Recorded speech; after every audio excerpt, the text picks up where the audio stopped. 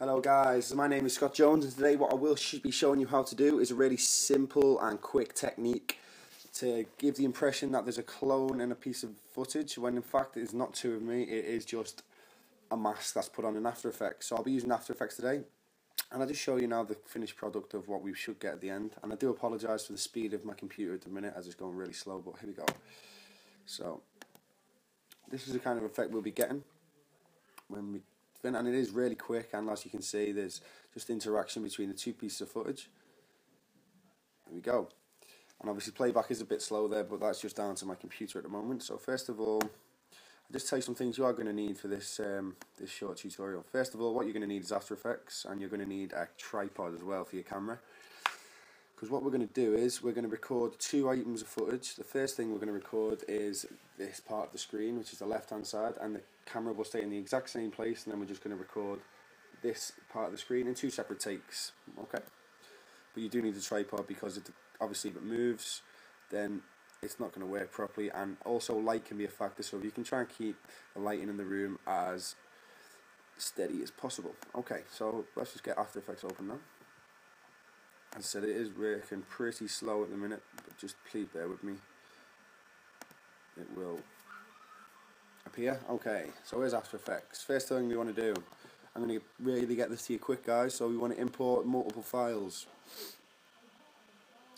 Okay, first one we want to do is the one from the left hand side of the screen. You can just see really quickly, let it load.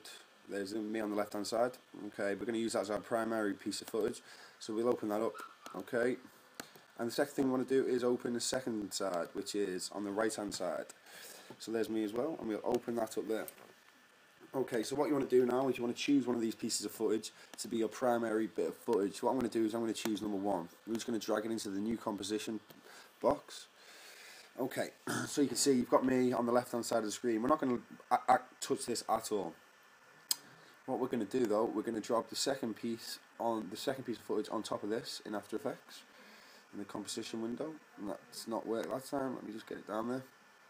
Okay, so there's the second piece. So as I can see, we've got the one on the left and the one on the right. Okay, what I'm going to do is I'm just going to what we're going to do today is we're going to be drawing a mask around this second piece of footage. So the first piece on the bottom, we're not going to touch that. But what we're going to do is we're going to open this piece of footage up, and we're going to get the pen tool, and we're just going to simply draw our mask really quickly around this guy on the left hand side of the screen. Now you can do this a lot more detailed of course, but that is for other tutorials where you'll be doing a lot more advanced things. For the time being, we're just getting into really just the basics of this tool.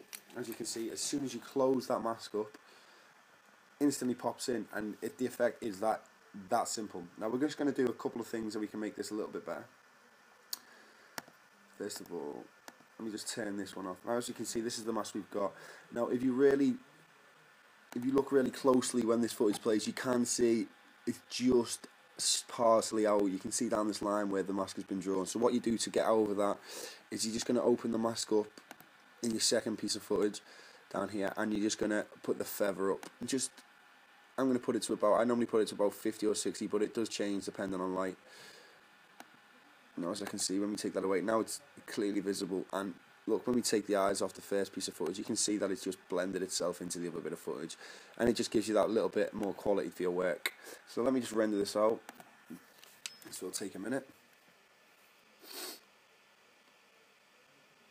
And while I wait for this to render, I can tell you as well, you can do this with as many pieces of footage as you want. I mean, we could have moved myself over slightly to the left, we could have put a third man in the middle, and then once you start getting a bit more you can start experimenting with it more, and you can actually add keyframes to the masks so they can actually cross over each other in the future. But for now, as I said, we're just getting the basics really done. Okay, so let this finish rendering, and as you can see, we've got a piece of footage which is now running in real time.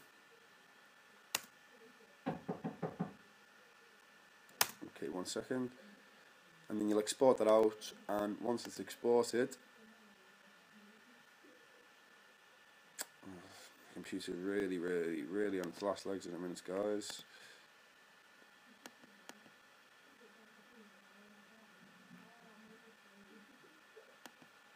Okay, right, there we go. Yes, and obviously once you've exported it and whatnot, you will get back to the video,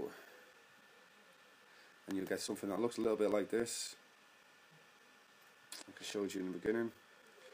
So it's just two people that interact with each other just to give that effective clone. Hope this has been helpful, guys. And I said, I'm sorry for the speed of my computer, but that's just how I'm running at the minute. Have a good day, and hopefully you can use this effect in some of your own compositions. Thanks for watching.